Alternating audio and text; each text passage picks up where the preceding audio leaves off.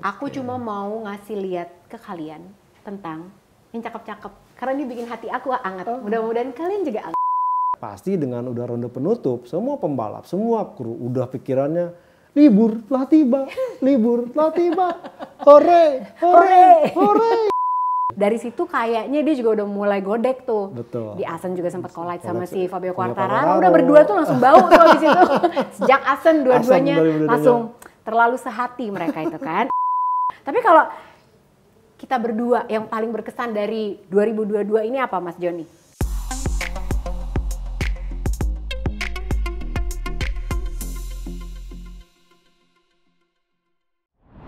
Hai, selamat datang di Pedok Talk. Kembali lagi dengan aku Lucy Wiryono dan ada Mas Joni Lono Mulia di sini. Jadi sekarang kita mau ngomongin tentang MotoGP Awards. MotoGP Award 2022. Betul. Hari ini ya kalau biasanya melihat rider-rider MotoGP, kalau MotoGP Award tuh yang aku tungguin ya kan kita udah tahu menangnya apa aja. Iya. Aku sih pengen lihat mereka pakai jas aja. Betul. Cakep soalnya ya kan. Sekarang itu sekarang pada stylish sama modis. Sekarang Asli, tuh sampai di endorse gila. sama ya rumah mode mana, rumah mode Sebut mana. biar aku di endorse nanti. Dolce Gabbana, ada Gucci. terus udah gitu apalagi ya kemarin ya banyak sih gitu. Jadi bahkan jam aja tuh juga Iya, macam-macam tuh gitu betul. dikirimin. Ada yang dikirim Rolex lah, ada yang dikirim Patek Philippe lah, segala Kalau macam. Tissot udah bosen tuh, Peko Iya, dapatnya kan banyak. dapat 5. Dikasih ke krunya, ya Iya. kan semua dikasih. Nah jadi kita mau ngomongin tentang MotoGP Awards, tapi aku penasaran sebenarnya Mas Joni. Kenapa? Jadi pas aku lagi bikin materinya nih buat kita ngobrol hari ini, kan aku cari-cari informasi tentang MotoGP Awards tuh sebenarnya ternyata tidak terlalu banyak. Betul. Ya kalau pemenangnya ada gitu, Betul. tapi dari kapan, terus Iya. kenapa, terus acaranya tuh sejak kapan dibuat kayak gala gitu tuh nggak banyak loh informasinya. Setuju. Ternyata. Tapi kan dulu-dulu nggak ada ya. Dulu sih ada, cuman ya itu hanya sebatas istilahnya memastikan bahwa oh ini juara ini. Kan dulu juga kategorinya cuma dikit Jeng. Cuman pantes. pembalap, Oke. tim dan pembalap dan konstruktor malah. Kemudian sejalan dengan dirasakan bahwa oh ini MotoGP Award ini mungkin perlu di-create lagi biar si pembalap dan juga tim semangat untuk mengikuti menjalani satu musim nih. Oke. Makanya kemudian ada tim, kemudian pembalap dan konstruktor ada ditambahin tim MotoGP, kemudian ada independen, ada Rookies of Rookies of the Year.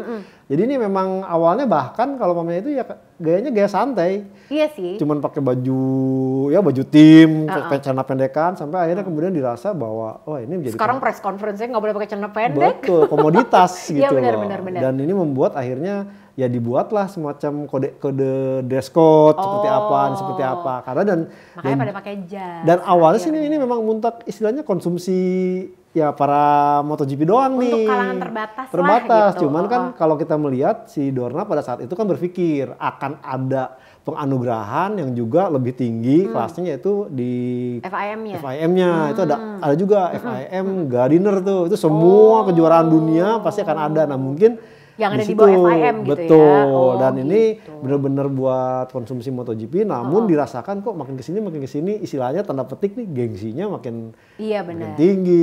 Jadi juga kita jadi bisa tahu nih, wah pembalap nih kalau pemainnya nggak pakai baju yang Nggak pakai leather gitu iya, ya. outfit yang balapnya kayak gimana sih? Terus kan sekarang udah ada gaya baru lagi berani bawa pasangannya lah kalau yang punya Iya, pasangan. Pede bener, banget kan bener. dulu enggak. Artinya memang ini menjadi istilahnya komoditas dan sengaja yang dilakukan oleh Dorna dalam ini yang membuat ini untuk jadi penasaran item bagi para pecinta MotoGP untuk nonton Film Award-nya kan disayangin langsung setelah kemarin balapan Valencia. Betul. Nah jadi sebenarnya ini memang dikemas jadi lebih apa ya, lebih mewah, Betul. terus udah gitu lebih seru aja gitu Iya. sebenarnya. Acaranya sih sebenarnya cuma 1 jam. Dan kalau kita lihat tuh ya nggak ada nyanyi-nyanyi lah. Kalau kayak di sini kan Nggak banyak ada. tuh panjang bisa sampai 3 jam gitu acara award ini enggak Betul. gitu. Cuman bener-bener ngasih penghargaan. Cuman memang yang ditunggu sama fans-fansnya adalah penampilan yang berbeda dari rider-rider yang biasanya kalau kita lihat Betul. mereka pakai baju yang lebih casual atau baju balap Balap aja, aja tapi ini atau- beda gitu. Nah kita ngomongin tentang si Champions Tower-nya dulu. Jadi kan kalau pedok kru pasti lihat dong, itu kan si makin lama makin tinggi Makin tuh. tinggi. Gitu. Champions Tower ini desainernya namanya Mark Garcia Rojas. Jadi konsepnya ini adalah katanya serupa sama Menara Babel. Menara Babel. Menara Babel itu apa sih Mas Joni? Ya menara istilahnya itu ya emang di Spanyol ada istilahnya cerita atau legenda bahwa menara itu akan terus makin tinggi makin tinggi. Iya, sejalan dengan kompetisinya itu atau sejalan dengan acaranya itu. Ini juga sekaligus menunjukkan bahwa ini nanti eventnya tetap berjalan atau gimana. Nah, di saat nanti tidak berjalan kan jadi berhenti. Jadi ini yang menjadi tantangan sendiri kenapa Dorna tetap menggunakan konsep Menara Babel ini ya agar event MotoGP terus berlanjut ya bila perlu ya sampai generasi ke generasi yang akan datang. Jadi nanti kalau misalnya siapapun yang jadi juara dunia, nah dia tuh akan meletakkan si plakat silver itu ditempelkan ke si Champions of Tower. Sebenarnya semua berjalan dengan semestinya sampai kejadian di tahun 2020 saat Joan Mir menjadi juara dunia itu juga kayak aneh gitu. Mudah-mudahan kita masih bisa nunjukin gitu ya. Itu Joan Mir aja juga awkward kayak bukannya aku harusnya saya juara dunia yang naruh kok ini ya udahlah. Orang FIM-nya ya kalau nggak salah waktu itu ya. Jadi itu yang momen agak aneh sih dari 2020 sepanjang kita ngelihat Champions of Tower itu. Nah, terus untuk musim ini ada satu kategori yang baru. Jadi ini kayaknya langkah Dorna untuk bisa engage dengan para fans-fans MotoGP, dibikinlah award yang baru ini, Giacomo Agostini Fan Award katanya. Fans Award. Benar. Jadi ini yang milih adalah kita-kita ini, netizen ya kan. Kita punya kesempatan untuk memberikan dukungan dan memberikan award. Nah, ini adalah Best Overtake. Jadi memang mungkin Dorna sebel juga ya. Dikit overtake-nya kita bikin. Kita bikin ada award-nya. Terus udah gitu ada 4 nominasi. Yang pertama Alex Espargaro di Dutch GP di Assen ya. Itu 2 pembalap, Brad Binder dan Jack Miller. Di last corner pula. Gokil. Itu kemarin sampai kita ngevote itu juga aku itu paling banyak tuh Alex Espargaro. Aku ngevote Alex Espargaro udah gitu tak tinggal nih Espargaro fix nggak taunya. Tunggu, kita belum bilang siapa pemenangnya. Fabio Quartararo di posisi kedua ya kan, pilihan yang kedua di Austrian Red Bull Ring. Ini juga chicken yang baru. Dia sikat Jack Miller di situ. Jack Miller juga. Benar. Terus ada Enea Bastianini di Aragon GP, ada Francesco Bagnaia di Australian GP. Kemudian ini kan kita boleh pilih tuh banyak-banyak kan di website MotoGP, terus di Twitter, di Instagram juga gitu. Aku sebagai ketua paguyuban Hayang Taro tentu mengerahkan massa. Ya dong, coba mohon dikerahkan semua koordinasi, rapatkan barisan, pilih Fabio Quartararo. Menang dong Fabio Quartararo.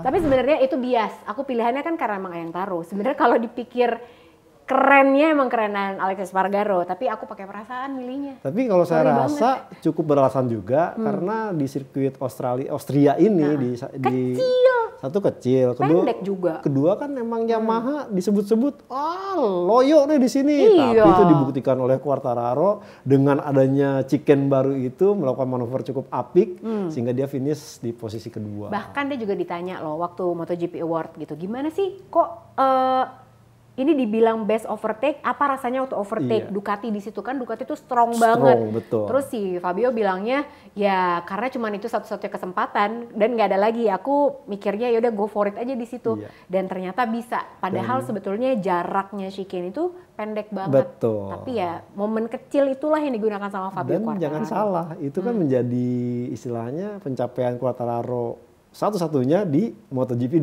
2022. Asli. Aduh itu kalau dijembrengin pas kemarin sebelum final battle di Valencia gitu kan. Jadi kan ada tuh di Instagramnya MotoGP, Pecco, trofinya banyak banget tuh. 7 kali menang kan. Sementara kalau si Fabio Quartararo cuma 3 kali.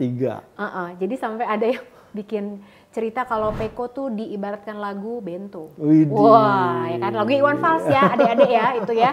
Namaku Bento, punya semuanya gitu kan. Sementara kalau Fabio Quartararo lagunya apa tuh? Aku tak punya harta karena cuma 3. Cian, tapi aku sayang. Nah, terus ini ngomongin tentang list of winners-nya. Siapa aja yang menang di MotoGP Award. Untuk Moto3 dulu Mas Joni, world champion-nya adalah Ihsan Guevara.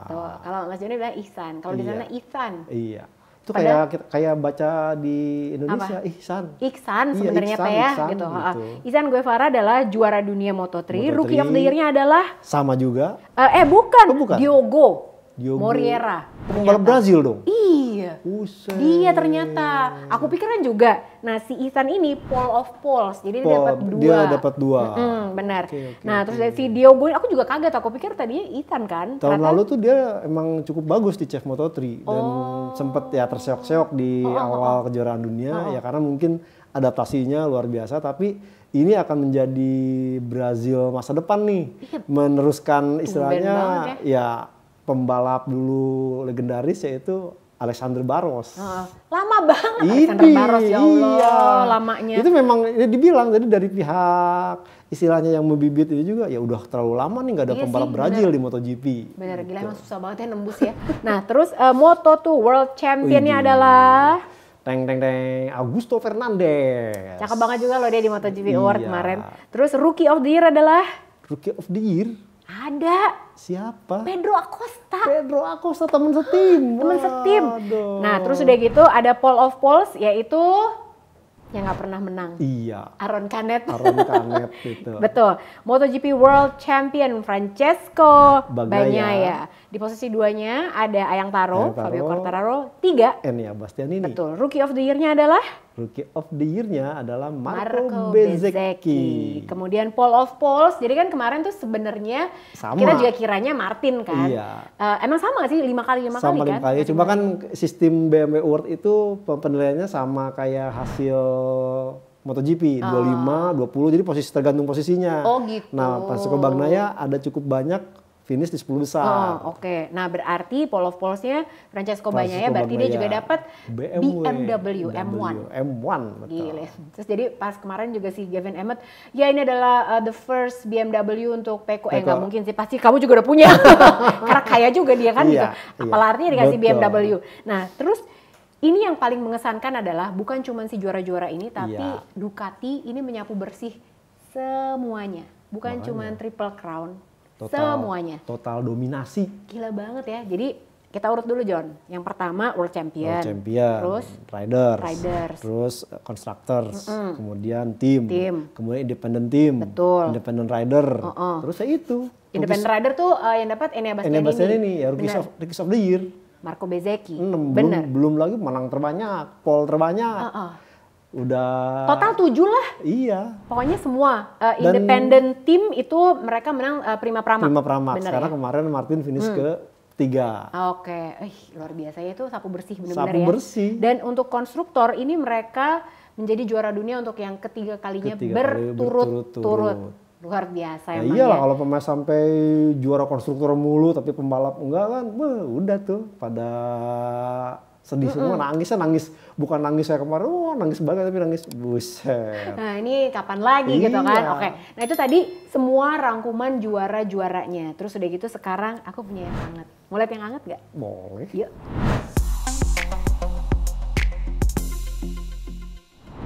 Yang hangat nggak? Kali ini kita nggak ngomongin tentang apa-apa. Aku cuma mau ngasih lihat ke kalian tentang yang cakep-cakep. Karena ini bikin hati aku hangat. Mudah-mudahan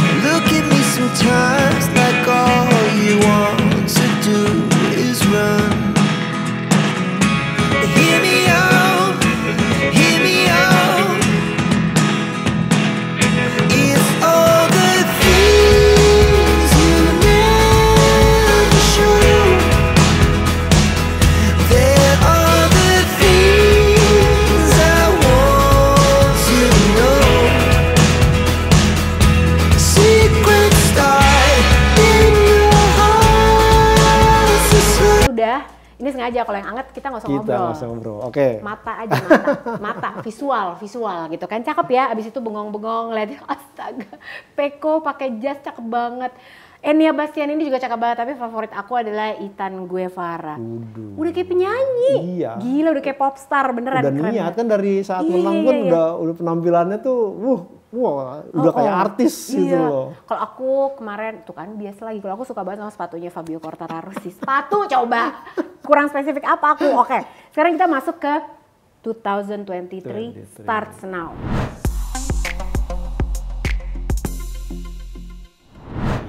Ini kan baru MotoGP Award. Ya memang udah mulai. Bahkan dari Misano tes aja juga udah ketahuan itu kan. Itu post race test loh. Abis di Misano udah langsung ketahuan, kita udah pernah bahas juga perkembangannya apa.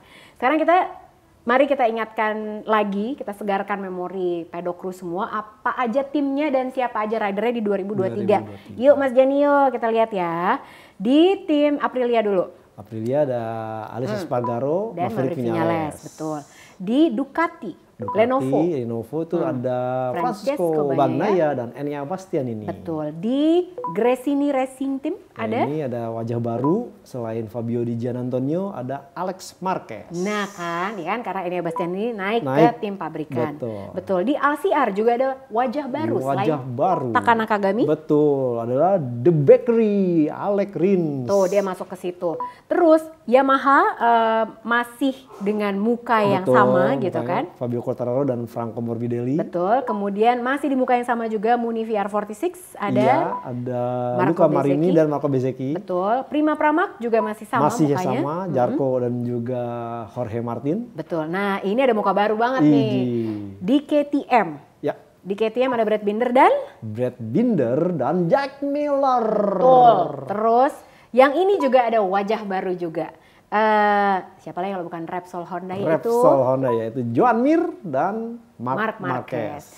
Ada juga ini tim baru juga sekaligus ini juga perpaduan yang aku kemarin udah sempat nanya pas siaran tuh akan seperti apa mereka berdua. Ini tim gas-gas yaitu Pol Espargaro dan juara dunia Moto2 Augusto Fernandez. Ini mah Rookie of the Year juga 2023 udah otomatis. Prediksi aku karena cuman dia aja rookie-nya, nggak ada yang lain. Betul. Terus yang terakhir ini adalah timnya siapa lagi kalau bukan With You.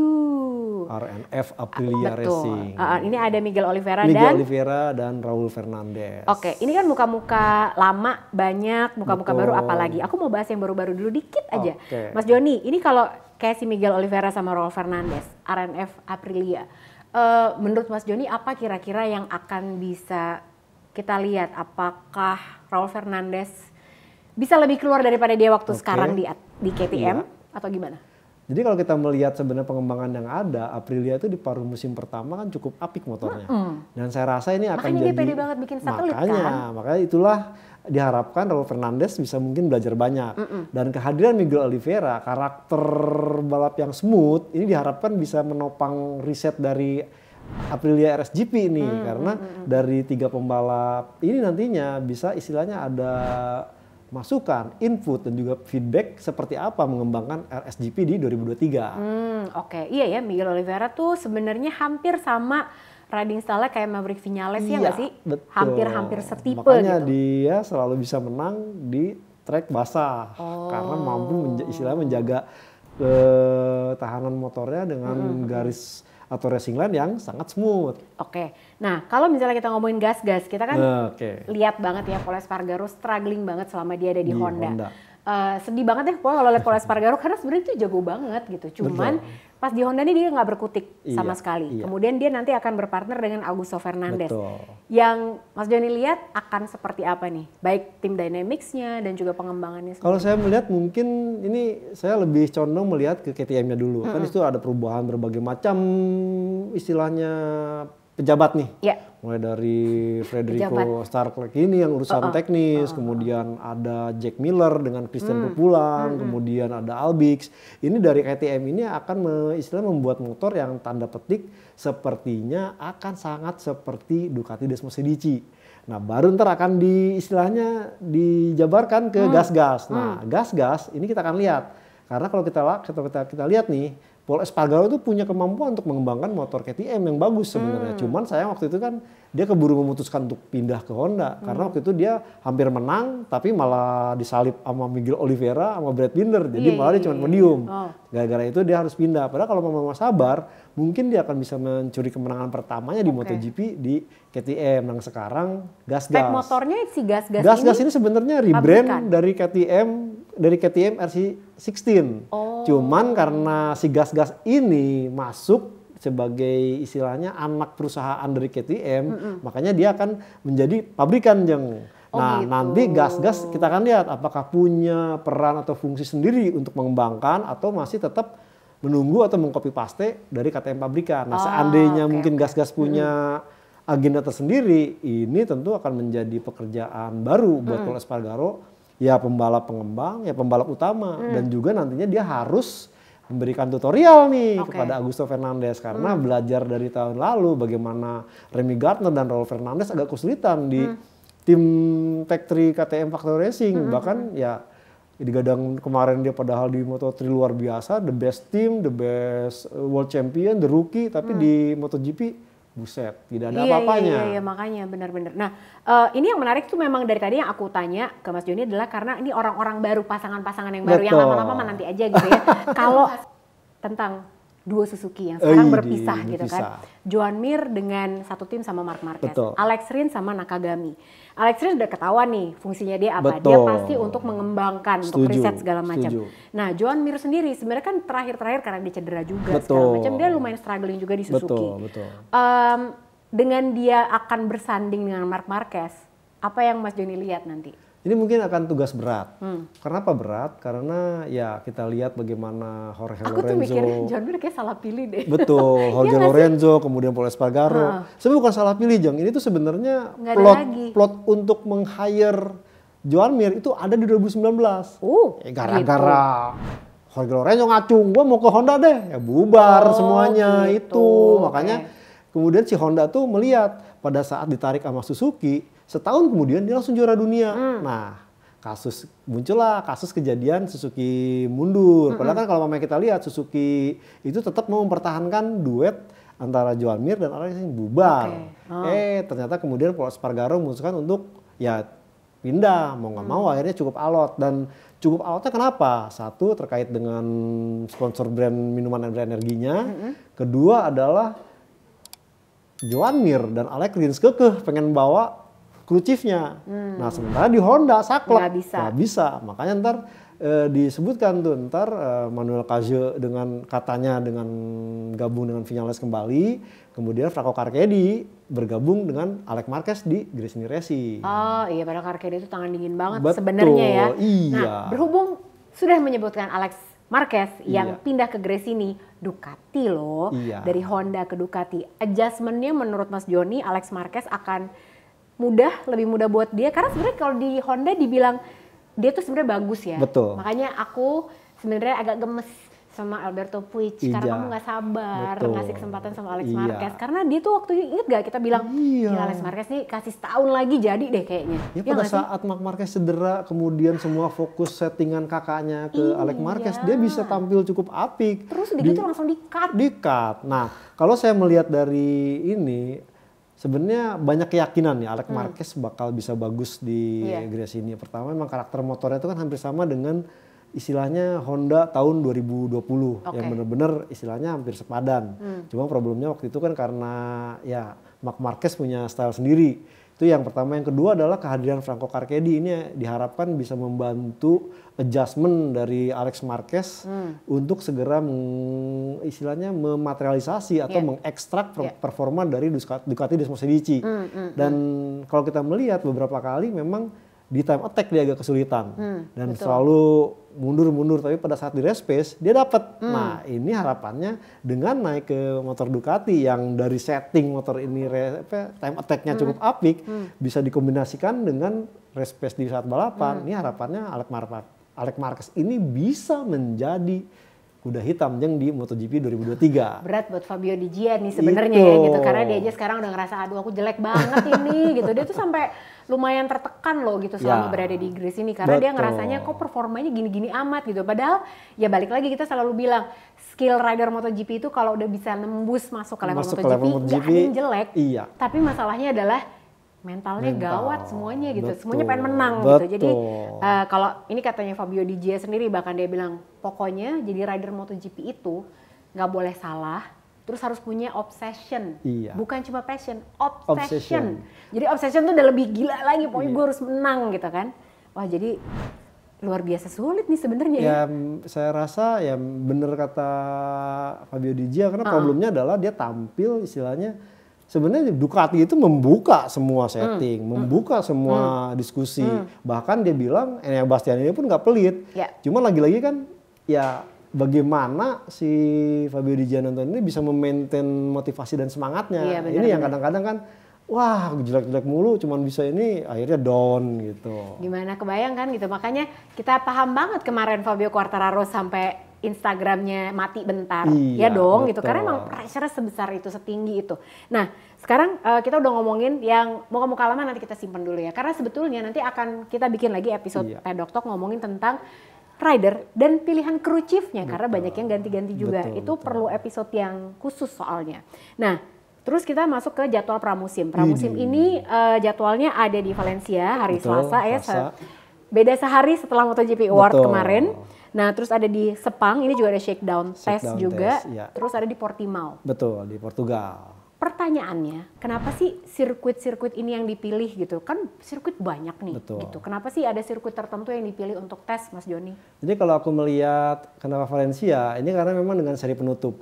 Dan istilahnya pasti dengan udah ronde penutup, semua pembalap, semua kru udah pikirannya libur telah tiba, libur telah tiba, hore, hore, hore. Jadi ya udah di setting di sirkuit Valencia. Iya benar-benar. Jadi lebih nggak usah kemana-mana lagi. Toh di Valencia ini kan istilahnya buat ngasih masukan seperti apa sih motor yang akan dipakai nanti di 2023. Nah, kenapa memilih Sepang? Sepang ini karena di saat Januari kan cuacanya jauh lebih bersahabat gitu. Mungkin tidak terlalu di kondisi di Eropa yang saat musim dingin. Betul. Dan juga kan Malaysia juga nanti akan menjadi ronde saat MotoGP dimulai. Dan kata Jeng ada shakedown test. Shakedown test apaan? Nah, shakedown test ini biasanya ya awal atau istilahnya tuning awal dari motor-motor yang 2023 kepada pembalap test rider dan juga di situ rookie untuk adaptasi. Nah, karena rookie-nya cuma satu ya cuma Augusto Fernandez, tapi nanti mungkin digabung dengan test rider-nya. Nah, dari test rider ini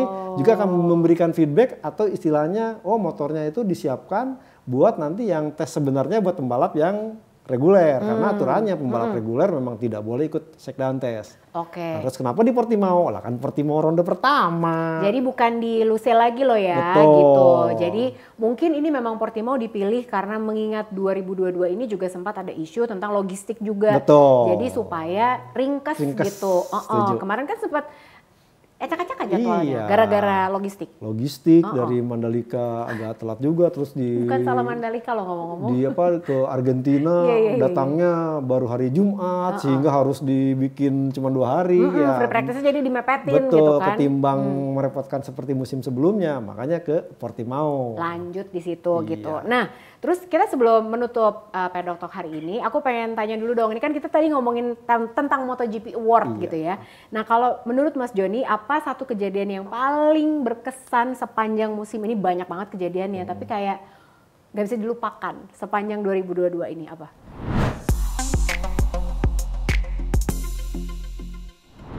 Saya sih ya itu, istilahnya momen terpuruknya Quartararo itu di MotoGP Belanda tikungan 5. Gitu ya? Itu. Kenapa? Dan sampai akhirnya itu dia dihukum. Hukumnya tuh bukan dihukum di saat itu. Ya apesnya dia tuh karena dia crash. Jadi dihukumnya harus nunggu liburan ke Silverstone. Kan tuh jadi ya ntar gue balapan. Orang pada persiapan macam-macam dia masih. Semua pada summer break pada kan? summer break dia mikir, aduh balapan atau musim berikutnya di Inggris malah kena long lap penalti. Jadi ini yang saya rasa menjadi istilahnya titik balik ya, benar. dari Fabio Quartararo sehingga dia tidak bisa memaksimalkan performa di British yang notabene itu menjadi sebenarnya comeback dia tahun lalu itu. Kalau aku pilihannya adalah Pak RT sih, Pak RT Andorra. Jadi ini yang dia sangat amat ini sebenarnya sih kurang lebih sama benang merahnya gitu, titik balik. Kayaknya ini sejak di Catalunya dia salah itu lap. Jadi kayaknya kalau aku lihat gitu, dia tuh langsung ngerasa beban mentalnya jadi terlalu berat kayaknya. Karena ini mungkin 2022 adalah posisi terbaik Alex Espargaro sepanjang karirnya dia. Dia kontender kuat juara dunia gitu kan. Tapi kok tiba-tiba kayak aduh ini gimana ya sampai salah hitung di Catalunya tuh kayak bukan kapasitasnya seorang Alex Espargaro ya nggak sih? Dari situ kayaknya dia juga udah mulai godek tuh. Di Asen juga sempat collide sama si Fabio Quartararo. Udah berdua tuh langsung bau tuh habis itu. Sejak Asen dua-duanya langsung terlalu sehati mereka itu kan. Nah, tapi kalau kita berdua yang paling berkesan dari 2022 ini apa Mas Joni?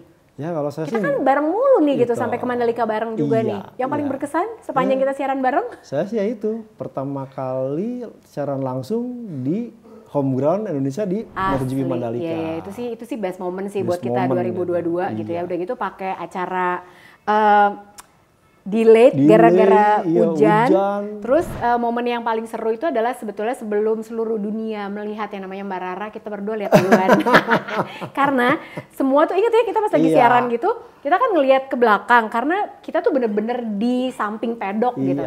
Terus aku pit out itu kan. Iya bener-bener. Dia ada di situ. Dia di situ. Jadi aku bilang sama Mas Joni, ini kenapa ada orang di belakang? Jadi dia tuh di balik di balik kayak partisi gitu. Terus dia kayak lagi duduk. Terus udah gitu aku ngomong sama Mas Joni pas lagi break gitu. Mas Joni tuh kayak pawang hujan deh gitu. Masa sih Jong gitu, Mas Joni sempet gitu tuh. Iya lo beneran lo gitu, karena dia tuh bener-bener gini terus Mbak Rara kan.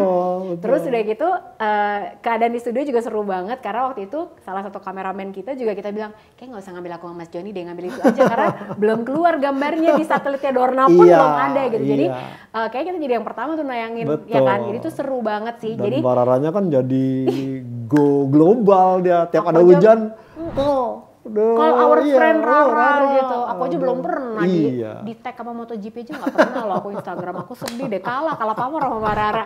Terima kasih banyak Mas Joni sudah hadir lagi di Pedok Talk. Terima kasih banyak juga, jangan lupa kita masih punya giveaway buat 100.000 subscriber tentunya. Kelihatannya masih lama, enggak cepet kalau misalnya kalian rajin nge-share, makanya like, subscribe dan juga di-share supaya bisa dapat kaosnya, t-shirt official Peko Bagnaia, dan juga ada satu lagi yang belum mau aku reveal karena aku nabung dulu ya. Mudah-mudahan kebeli hadiahnya soalnya mahal. Ya, terima kasih banyak. Kita ketemu lagi di Pedok Talk berikutnya. Bye.